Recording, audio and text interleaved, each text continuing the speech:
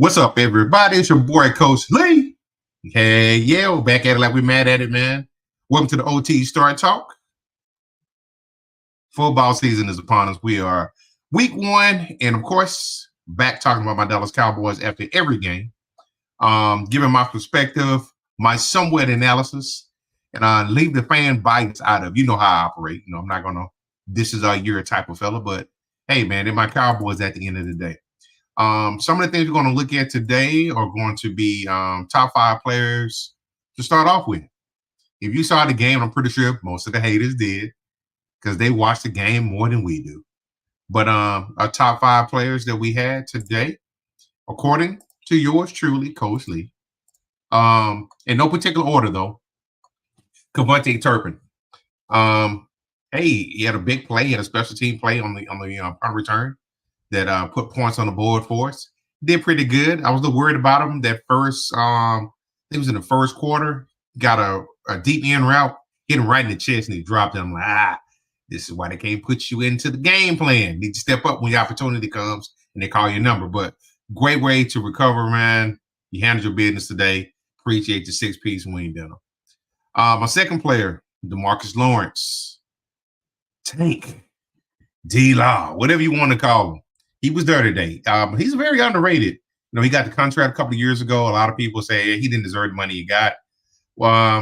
Neither here nor there.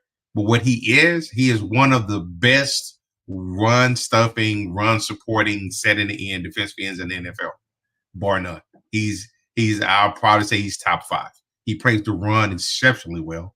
I believe today he had 2.5 sacks, I think, if I'm not mistaken. So he went in there, he caused havoc, he did his thing. So shout out to D-Law, man. We us Cowboy fans, we appreciate you taking care of your business. Let's see, today actually he had I'm sorry. Well, okay. He did. So he had 2 sacks, what they officially gave him, 3 tackles for a loss, 5 tackles, 4 solo. So he had a damn good game. So salute to you, D-Law. We appreciate you, man. Brandon Aubrey. Man, that dude is Mr. Automatic. He nailed that, I think it was a 66-yard attempt. Nailed it, had some yards to give. They even thought about giving him the 71-yard. That dude's a weapon to have. Soon as you cross the 50-yard line, you automatically start thinking win field goal range. So he's definitely a weapon. Looking forward to him, man. They found him. He's a local guy. I believe he kicked 4 field goals today, if I'm not mistaken. So he had a big leg for us today. So we appreciate you, Mr. Brandon Aubrey. The one Michael Parsons. Today was kind of I would say from the novice, you probably think today was a subpar day for him. He was disruptive all game. They had to count for him where he was at. That's one thing I liked about him coming into the new defense with Zimmer, is him being able to just use him like a chess piece, put him all over the defense, make you have to count for him.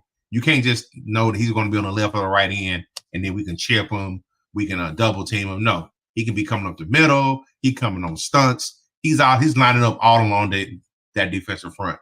So shout out to Michael Parsons today. He ended up with 4 tackles. 3 of them solo, 1 sack, 1 tackle for loss, 1 pass defense, 5 quarterback hits. I think collectively that defense today had 17 quarterback hits. They beat up Deshaun Watson today.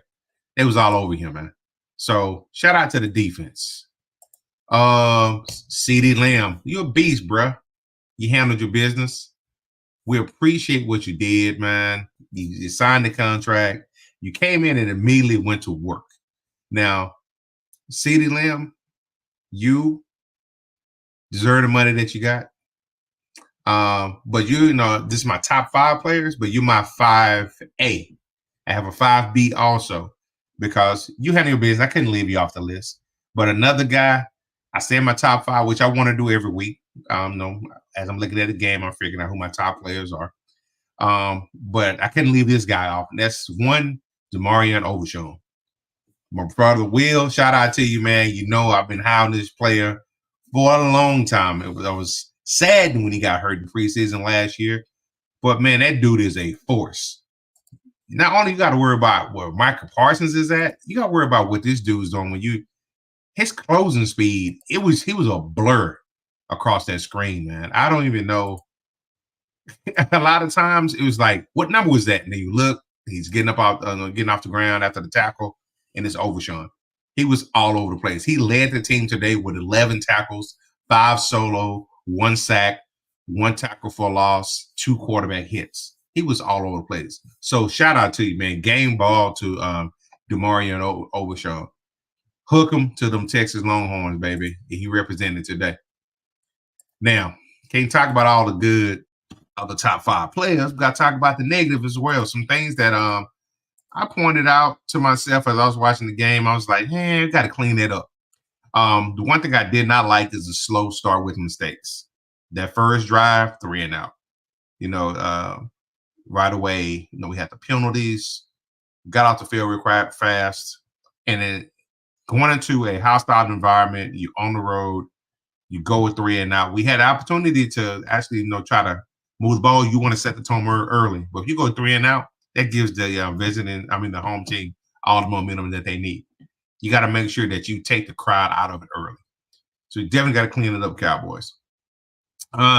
With that being said, their lack of playing together during the preseason, that showed early on. They was rusty, but eventually through parts of it, they came around.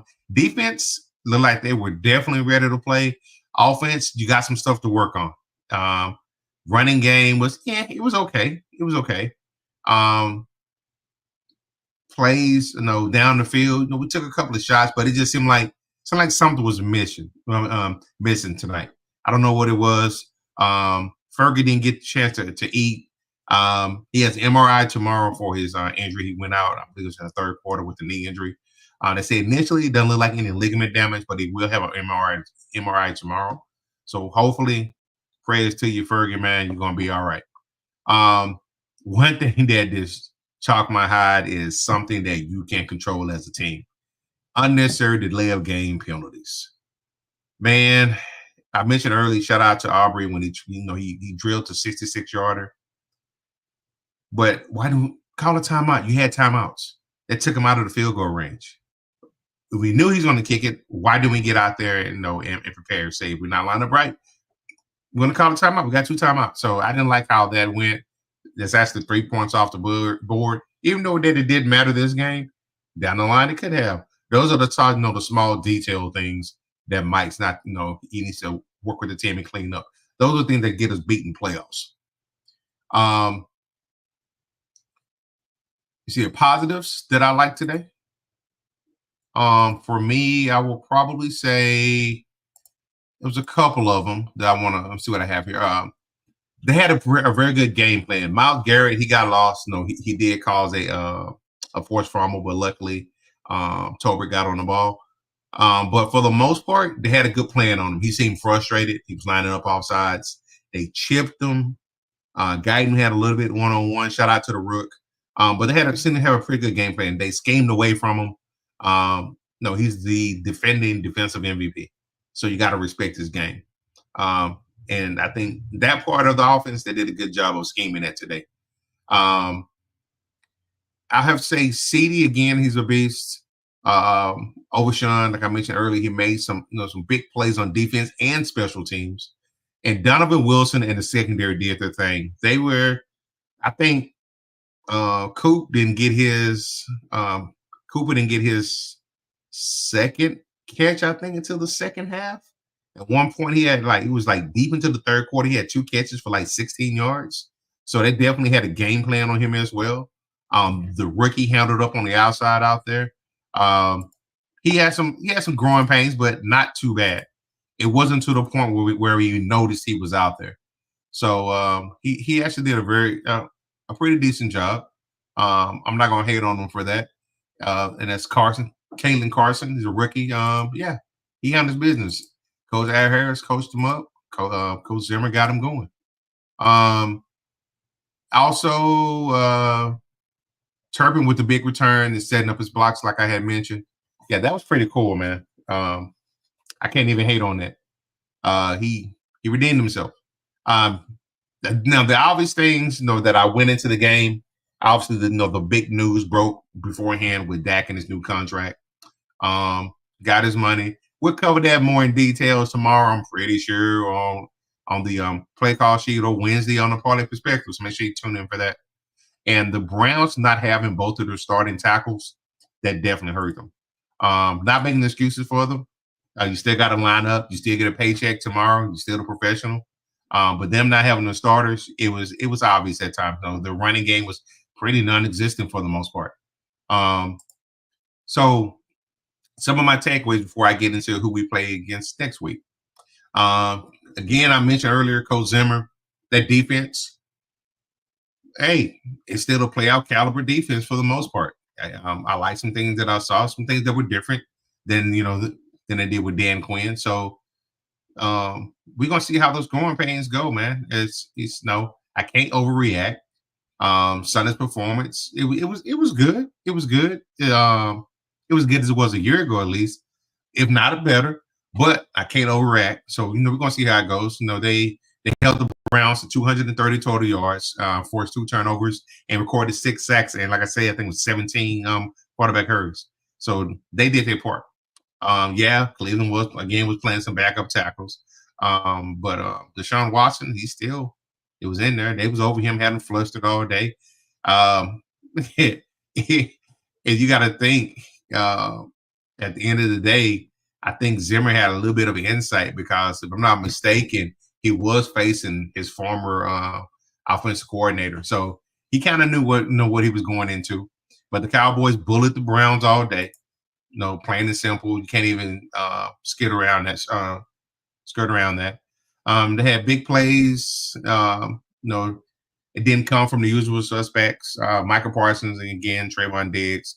They're pretty good. Shout out for Diggs for being back and coming back from that. He missed 15 games last year, coming back from that knee injury. Picked the way he left off. He got him a pick. So, yeah, at the end of the day, the Cowboys, they balled today. No, it's about what I expected. I did pick them to win Wednesday night, and I expected them to kind of do their thing. Now, the big ones.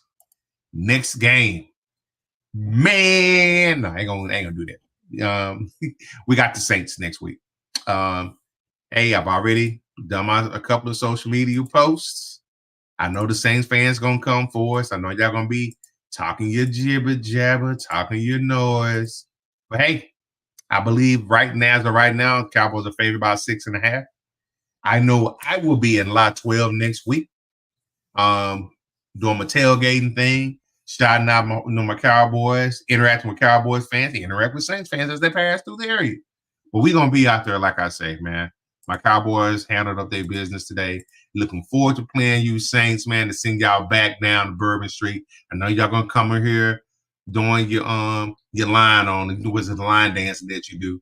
Y'all going to come here telling the red can represent. But hopefully we can send y'all back to town with the tail between your legs. But I'm here for the smoke regardless. And, man, looking forward to it. Soon as we saw it on the schedule, everybody from both sides said, it's within the group, it's some friendly bantering that goes on as far as us. But yeah, we're gonna take a quick break here, and then after the quick break, we're gonna come back. I'm gonna wrap it up for you. I'm trying to figure out what part are we gonna do today. What commercial y'all want today? I know my boy Will was here. I know which one he want. He probably want the one that involves what hose at? Hose water. Whether you've been playing hard or working hard, when your thirst needs to be quenched, there's hose water. Found at any retailer where sports drinks are sold. Or connected to your faucet in the backyard if you don't want to pay $4 for it. Hose water. Get yours today. What do you guys expect to see out of Nick Chubb coming off of an ACL? I would not bet against Nick Chubb. Okay. Yeah. He's the Terminator. That fool in that squat, you see the weight he was squatting? Stupid. That rapid just... Yeah, dumb.